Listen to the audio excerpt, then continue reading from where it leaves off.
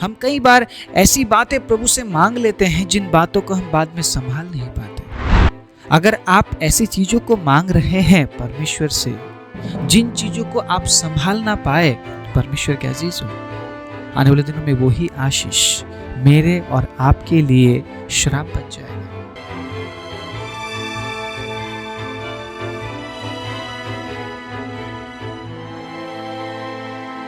आप सभी को जय मसीह की। प्रभु यीशु मसीह के नाम से मैं आप सभी का स्वागत करता हूं आज के वचन के लिए। परमेश्वर के अजीजों, परमेश्वर के प्रिय लोगों, प्रभु ने कहा है मांगो। मत्ती 7:7 में कुछ इस प्रकार से लिखा है, मांगो तो तुम्हें दिया जाएगा। आप क्या मांग रहे हैं? आप कितना मांग रहे हैं? आप किस समय में मांग रहे हैं? क्या आप परमेश्वर के अजीजों उन तमाम बातों के प्रति सचेत है? सावधान रहिए, सचेत रहिए। आप क्या मांग रहे हैं प्रभु से? मैं क्यों आज इस तरीके से बोल रहा हूं, अगले कुछ मिनटों में आपको पता चलने वाला है। आप जब प्रभु के हजूरी में, परमेश्वर की उपस्थिति में जब आप जाते हैं, आप कुछ भी मांग रहे होते। जो कुछ आपको चाहिए आप वो भी मांगते हैं, जो आपको नहीं चाहिए आप वो भी मांगते हैं। लेकिन क्या कभी आपने सोचा है जो मैं मांग रहा या मांग रही हूं, उन तमाम चीजों के प्रति, उन तमाम बातों के प्रति क्या मैं खरा उतर पाऊंगा? क्या मैं खरा उतर पाऊंगी? बहुत जरूरी है। हम कई बार ऐसी बातें प्रभु से मांग लेते हैं जिन बातों को हम बाद में संभाल नहीं पाते। अगर आप ऐसी चीजों को मांग रहे हैं परमेश्वर से, जिन चीजों को आप संभाल ना पाए, परमेश्वर के अजीज हो, आने वाले दिनों में वही आशीष मेरे और आपके लिए श्राप बन जाएगा। वही आशीष जो हमने प्रभु से मांगा, प्रभु से प्राप्त भी किया, वही आशीष परमेश्वर के अजीज हो हमें परमेश्वर से दूर लेकर जाएगी। क्या आप प्रभु से दूर होना चाहते हैं? क्या आप प्रभु से अलग होकर जीना चाहते हैं? अगर मैं इस तरीके से पूछूं, आप कहेंगे नहीं, हम प्रभु से अलग होना नहीं चाहते हैं, इसलिए तो हम वचन सुनने आए हैं, इसलिए तो हम हर दिन वचन सुन रहे हैं। हाँ, सही आप बोल रहे हैं। लेकिन कई बार आप ऐसी बातों को मांग लेते हैं प्रभु से, जो बातें आपको परमेश्वर से दूर लेकर जाती है। कैसे, किस तरीके से, मैं बताऊंगा। उससे पहले एक वचन पर मैं आप सभी का ध्यान केंद्रित करना चाहता हूं। यूहन्ना 15 अध्याय उसके 7वें आयत में सुनिएगा क्या लिखा है। यदि तुम मुझ में बने रहो और मेरा वचन तुम में बना रहे, तो जो चाहो मांगो और वो तुम्हारे लिए हो जाएगा। इस वचन को पढ़ने के बाद बहुत से लोग ये सोचते हैं, मैं प्रभु से कुछ भी मांग सकता हूं, कुछ भी मांग सकता हूं और प्रभु वो मुझे दे देंगे। और कई बार वो ठोकर भी खाते हैं, क्योंकि उन्होंने वचन को पढ़ा लेकिन ढंग से नहीं पढ़ा।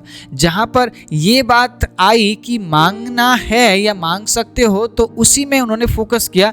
उससे पहले क्या लिखा है वो सुनिएगा। यदि तुम मुझ में बने रहो और मेरा वचन तुम में बना रहे। परमेश्वर में बने रहने का मतलब और वचन हम में बने रहने का मतलब क्या है, इस बात को समझ लीजिए। अगर आप में प्रभु का वचन है, अगर आप प्रभु में बने हुए हैं, परमेश्वर के अजीजों, आप कभी भी ऐसी बातें प्रभु से नहीं मांगेंगे जो परमेश्वर की इच्छा के अनुसार ना हो। आप समझ रहे मेरी बात? आपको जो आत्मा दिया गया ना, जिस पवित्र आत्मा में आपको चलाया जा रहा है, परमेश्वर के अजीजों, वो कभी भी परमेश्वर के विरोध में काम नहीं करता है। वो कभी भी आपके इच्छा के अनुसार काम नहीं करता है। सुनिएगा इस बात को। पवित्र आत्मा आपकी अगुवाई करेगा जो कुछ परमेश्वर चाहता है उस बात में, ना कि जो आप चाहते हैं। इसीलिए आज के बाद इस वचन को गलत तरीके से मत समझ लीजिए कि परमेश्वर ने कहा है कुछ भी मांग ले मैं दे दूंगा। आप थोड़ा तो अपने विवेक का इस्तेमाल कीजिए। जब आप अपने विवेक का इस्तेमाल करते हैं, प्रार्थना सहित इस वचन को पढ़ते हैं, तो आप समझ पाते हैं परमेश्वर का वचन अगर मुझ में है तो मैं कभी परमेश्वर के खिलाफ जाकर कुछ मांगूंगा ही नहीं। जो परमेश्वर चाहता है वही पवित्र आत्मा के द्वारा मुझे अगुवाई करेगा और मैं उन्हीं कामों को मैं करूंगा, उन्हीं चीजों को मैं प्रभु से मांगूंगा। आप समझ रहे मेरी बात? इस वचन से आज मैं आपको याद दिलाना चाहता हूं, परमेश्वर के अजीज हो, आप क्या मांग रहे हैं सचेत हो जाइए। आप कुछ भी मत मांगिए प्रभु से, कुछ भी मत मांग लीजिए आप। कई बार प्रभु हमें दे भी देता है, कई बार हमारे मांग के अनुसार प्रभु हमारे जीवन में कार्य करता है, लेकिन क्या आप सक्षम है उस मांग को संभालने का? जो आपने मांगा है प्रभु से, क्या आप सक्षम है परमेश्वर के अजीजों उन चीजों को आप संभाल सके, उन बातों में होकर आप चल सके? क्या आप सक्षम है? उदाहरण के जरिए मैं आप सभी को समझाऊंगा। मान लीजिए एक जोड़ी चर्च में आते हैं, ठीक है, एक कपल चर्च में आते हैं, उनका कोई संतान नहीं है, वो चाहते हैं कि परमेश्वर उन्हें बेटे के जरिए आशीष दे। हमने प्रार्थना किया, प्रभु ने उन्हें बेटा दिया, ठीक है, उन्होंने बेटा मांगा, प्रभु ने उन्हें बेटा दिया। लेकिन क्या वो परिवार, क्या वो जोड़ा उस बेटे की परवरिश कर सकते हैं? क्या उस बेटे के अनुशासन में वो रख सकते हैं? परमेश्वर ने तो दे दिया बेटा, आपने बेटा मांगा, परमेश्वर ने आपको बेटा दे दिया, लेकिन क्या आप सक्षम हैं उस बेटे को अनुशासित करने में? क्या आप उस बेटे को अनुशासन में आप चला सकते हैं? कई बार मैंने ऐसे माँ बाप को भी देखा है, वो कहते हैं बिल्कुल नहीं मारना, हमने तो बच्चों को मारा ही नहीं है। परमेश्वर के वचन में ये शिक्षा क्यों दी गई है कि छड़ी चलाने में मत रुक। तेरे बच्चे को अगर तू छड़ी से मारेगा वो मरेगा नहीं बल्कि वो सीखेगा। कई बार हम इतने ज्यादा परमेश्वर के अजीजों अनुशासन से हम दूर रहते हैं, बच्चों को दूर रखते हैं। बच्चे जब बड़े हो जाते हैं हमें पता चलता है कि हमारे बच्चे अनुशासन में बड़े नहीं हुए। आज इस वचन से मैं आपको ये याद दिलाना चाहता हूँ परमेश्वर के अजीजों, जो भी आप प्रभु से मांग रहे हैं, क्या आप सक्षम है उन बातों को संभालने के लिए, उन चीजों को संभालने के लिए, उन लोगों को संभालने के लिए? आपने बेटा मांग लिया, लेकिन आप उस बेटे को अनुशासित नहीं कर पाए, आप उस बेटे को अनुशासन में नहीं रख पाए। और जब वो बेटा बड़ा हो गया तब आप ये कहने लगे, प्रभु ये कैसा बच्चा है, ये कैसा बच्चा दे दिया आपने, परमेश्वर ने अच्छा ही दिया था, आप संभाल नहीं पाए, आपको बेटा चाहिए था ना। बेटों को अनुशासन में रखना बहुत जरूरी है और ये आसान नहीं है।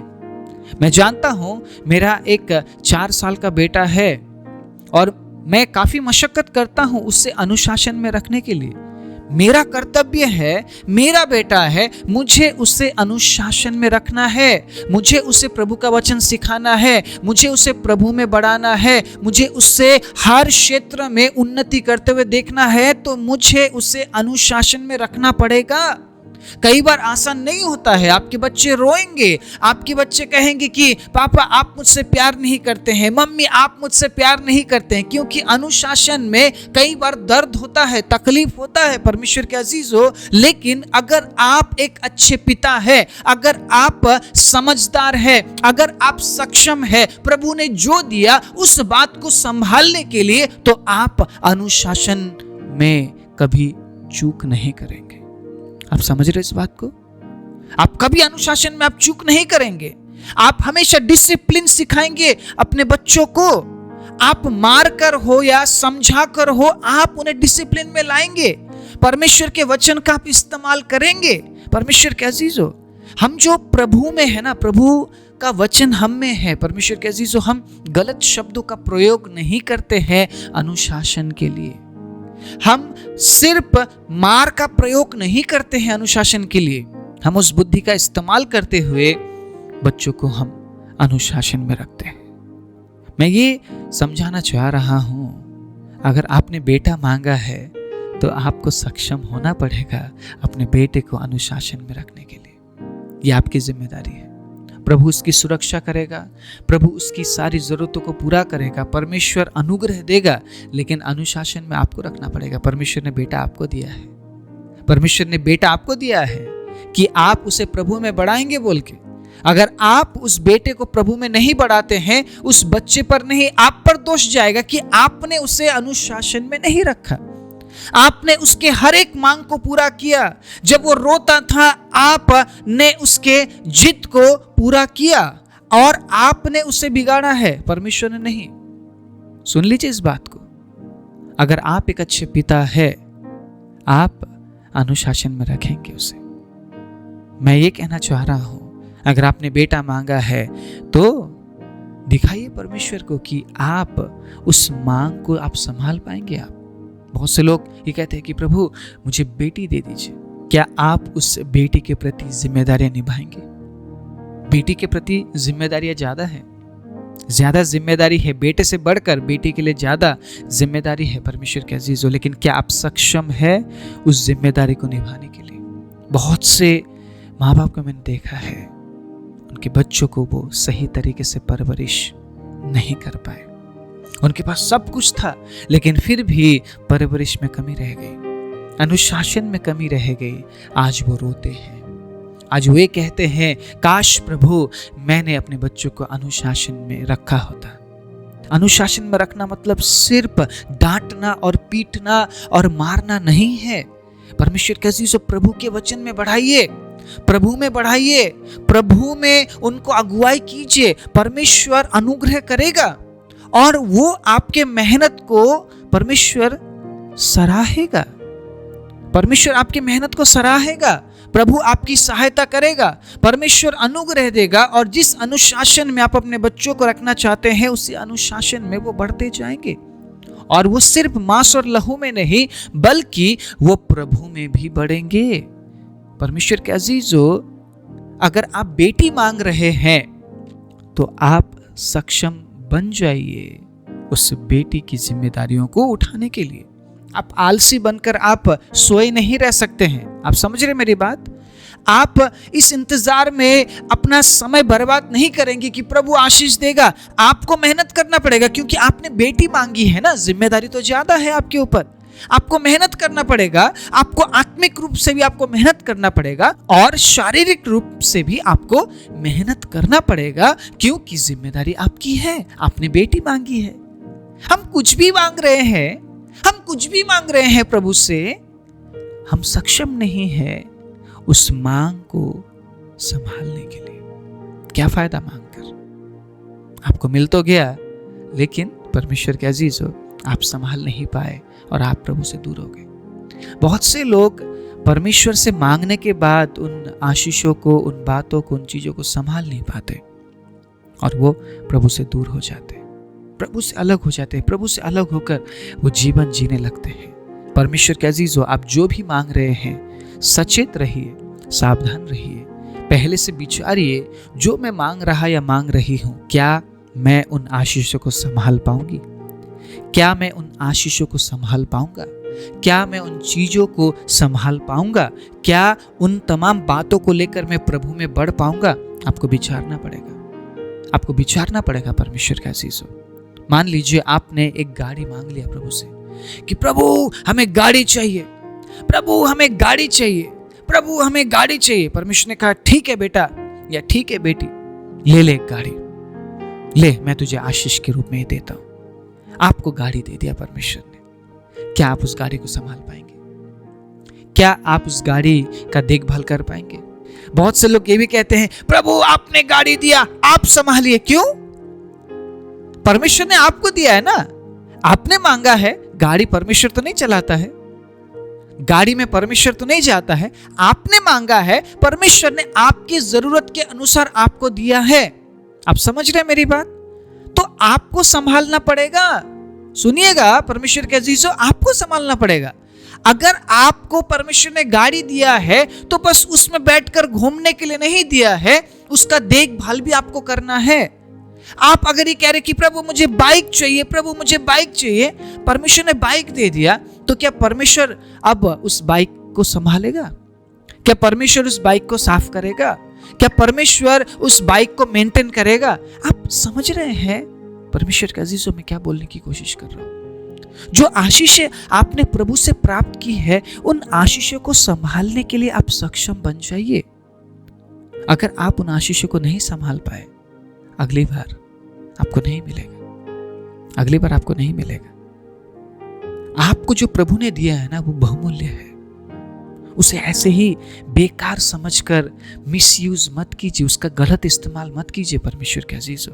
मैंने बहुत से लोगों को देखा है, प्रभु से मांगते हैं और कहते हैं ये प्रभु की तरफ से मिला हुआ आशीष है। कितना खुश होते हैं जब उन्हें नया मिलता है, लेकिन अगले कुछ समय बाद नई चीज ऐसी लगती है उनके हाथों में कि कई साल पुराना है, क्योंकि वो केयर नहीं करते, वो संभालते नहीं हैं, वो अपने बच्चों को संभालते नहीं हैं, अपनी चीजों को संभालते नहीं हैं। जो परमेश्वर ने उनको दिया है उन तमाम चीजों के प्रति वो विश्वास योग्य नहीं रह पाते। परमेश्वर के अजीजों, आप क्या मांग रहे हैं, जरा सावधानी से मांगिए। पहले सोचिए परमेश्वर के अजीजों, जो मैं मांग रहा या मांग रही हूं, क्या मैं उन चीजों को संभाल पाऊंगी? क्या मैं उन चीजों को संभाल पाऊंगा? क्या मैं परमेश्वर के आशीष को मैं केयर कर पाऊंगा? क्या मैं उन बातों को लिए हुए मैं क्या प्रभु के साथ चल पाऊंगा? विचारिए, उसके बाद मांगिए। परमेश्वर ने कहा है मांगो, जो चाहो मांगो। प्रभु में बने रहने के बाद जो चाहो मांगो, क्योंकि प्रभु में बने रहने के बाद आप ऐसी चीजें मांगेंगे ही नहीं जिन चीजों की वजह से आप प्रभु से दूर हो जाए। परमेश्वर ने सुलेमान को दिया, सब कुछ दिया। सुलेमान को पैसा दिया, वैभव दिया, सुलेमान को अच्छा नाम दिया, राजा बनाया, और सुलेमान ने सब कुछ किया। आखिर में वो प्रभु से दूर हो गया। उसने प्रभु से हर प्रकार की आशीष को प्राप्त कर ली, लेकिन आखिर में वो कहता है मैंने सिर्फ हवा को पकड़ा है। ऐसी आशीष मत मांगिए, ऐसी आशीष कभी मत मांगिए कि आप प्रभु से दूर हो जाए। ऐसी बातें आप कभी भी प्रभु से मत मांगिए कि वो बात आपको प्रभु से दूर लेकर जाए। अगर तू अपने माता पिता, भाई बहन, बच्चों से बढ़कर मुझसे प्रेम नहीं रखता है तो तू मेरे योग्य नहीं है। यीशु ने कहा है ना, सबसे अधिक हमें प्रभु से प्रेम रखना है, परमेश्वर से प्रेम रखना है, अगर हम परमेश्वर के होकर जीना चाहते हैं तो। इस वचन से मैं आपको बस यही याद दिलाना चाहता हूं, जो भी आप प्रभु के सामने जाकर मांगते हैं, पहले विचारिए, पहले सोचिए आप क्या मांग रहे हैं, उसके बाद ही मांगिए। क्योंकि कई बार आप ऐसी चीजों को मांग रहे हैं परमेश्वर के अजीजों, जिन चीजों का आप संभाल नहीं पाते। मैंने बहुत से लोगों को देखा है, उन चीजों के वजह से वो प्रभु से दूर हो गए। पहले तो प्रभु ने दिया, ब्लेसिंग ऑफ गॉड, प्रभु की आशीष ये है वो है, उसके बाद वो उन चीजों के होकर रह गए। और कई लोग ऐसे हैं जो संभाल नहीं पाए, जो अपने बच्चों को संभाल नहीं पाए, जो अपने परिवार को संभाल नहीं पाए, अपने घर को संभाल नहीं पाए, जो प्रभु ने उन्हें भौतिक आशीषें दी, उन आशीषों को वो संभाल नहीं पाए। परमेश्वर का अजीजों, क्या फायदा ऐसे आशीषों को प्राप्त करके कि हम प्रभु से दूर हो जाए। इसीलिए आज मैं आप सभी को निवेदन करना चाहता हूं, जिन आशीषों को आप संभाल पाएंगे, ऐसी बातों को मांगिए। विचारिए पहले कि मुझे क्या मांगना चाहिए। बुद्धि मांगिए प्रभु से कि प्रभु मेरी सहायता कीजिए कि मैं वो मांगू आपसे, जिन चीजों को, जिन बातों को मैं संभाल पाऊं प्रभु, मैं केयर कर पाऊं परमेश्वर। अगर आप केयर नहीं करेंगे परमेश्वर के अजीजों, चीजें कुछ समय आपके पास रहेगी, उसके बाद खत्म हो जाएगी, क्योंकि आपने केयर नहीं किया। उसके बाद अगली बार प्रभु से जब आप मांगेंगे, क्या परमेश्वर आपको देंगे? आप अगर छोटी चीज को संभाल नहीं पा रहे हैं तो बड़ी चीज आपको कभी नहीं मिलेगी। अगर आप थोड़े से थोड़े के साथ अगर विश्वास योग्य है तो आपको ज्यादा दिया जाएगा। आप अगर ये कह रहे हैं कि प्रभु मुझे बाइक चाहिए, परमेश्वर ने आपको बाइक दिया। उसके बाद अगर आप ये कहते हैं कि प्रभु मुझे गाड़ी चाहिए, परमेश्वर देखेंगे आपको कि आपने उस बाइक को किस तरीके से आपने संभाला है, कैसे आपने केयर किया है, उस बाइक के साथ कितनी बार आप परमेश्वर के राज्य के लिए आपने कार्य किया है, कितना आपने परमेश्वर के राज्य के लिए इस्तेमाल किया है। क्या उस बाइक को प्राप्त करने के बाद आप प्रभु से दूर हो गए या प्रभु के नजदीक आए हैं? परमेश्वर देखेंगे, उसके बाद ही आपको वो गाड़ी देंगे। Praise the Lord. छोटी छोटी चीजों की वजह से हम प्रभु से दूर नहीं हो सकते। ये सारी जो संसारिक चीजें ना, ये नाशवान चीजें हैं, और कई बार हम प्रभु के सामने जाकर मांगते हैं, प्रभु हमें दे भी देते हैं, लेकिन हम संभाल नहीं पाते उन आशीषों को, और इस वजह से हम प्रभु से दूर हो जाते हैं। इसीलिए परिपक्व बनिए, परिपक्वता के साथ प्रार्थना कीजिए, और बुद्धि मांगे पवित्र आत्मा से कि पवित्र आत्मा मुझे बुद्धि दीजिए कि मैं उन चीज़ों को मैं प्रभु से मांग सकूं, ताकि उन चीज़ों के वजह से मैं प्रभु में बढ़ूं और साथ में मैं उन आशीषों को संभाल भी पाऊं। आमीन। आइए अपनी आंखों को बंद करें। राजाओं के राजा, प्रभुओं के प्रभु, सर्वशक्तिमान जीवित दयालु परमेश्वर, हम धन्यवाद देते हैं इस अद्भुत समय के लिए, विशेष रूप से आज के वचन के लिए। प्रभु, आपने कहा है मांगो, तो हमें बुद्धिमानी के साथ मांगना है, और जिन चीज़ों को, जिन आशीषों को, जिन बातों को हम मांगते हैं पिता, उसके प्रति जिम्मेदार बनने के लिए, संभालने के लिए, केयर करने के लिए, और साथ ही साथ उन चीज़ों की वजह से प्रभु, उन बातों की वजह से, उन लोगों की वजह से प्रभु, आप में आगे बढ़ने के लिए भी प्रभु आप सहायता और मदद कीजिएगा, क्योंकि हमारे लिए आपसे बढ़कर और कुछ भी नहीं है पिता। हमारे लिए आपसे बढ़कर और कुछ भी नहीं है पिता। हम प्रार्थना करते हैं खुदावंद, जितने भी लोगों ने आज के वचन को सुना है और ग्रहण करने के लिए इच्छा दिखाया है प्रभु, तमाम लोगों के जीवन में आप नया काम कीजिए। सारी महिमा आपको देते हुए यीशु के नाम से मांगते हैं, आमीन।